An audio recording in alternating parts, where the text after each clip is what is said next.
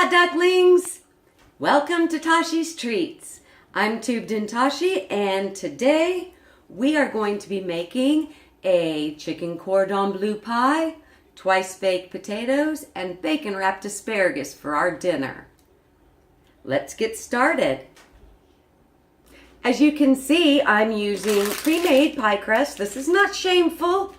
You can make your own, or if you don't have time, just buy them. Someone else already did all the hard work for you.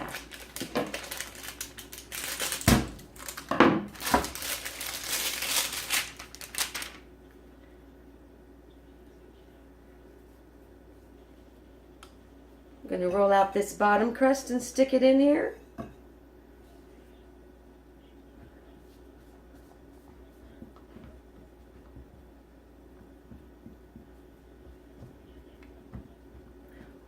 Wonderful. I'm going to open up this delicious pre-sliced ham, and I'm going to cover the bottom of the pie plate with some gorgeous ham, like so. Now, do you remember those chicken and thigh quarters that we made on our day off? Here they are, making another appearance.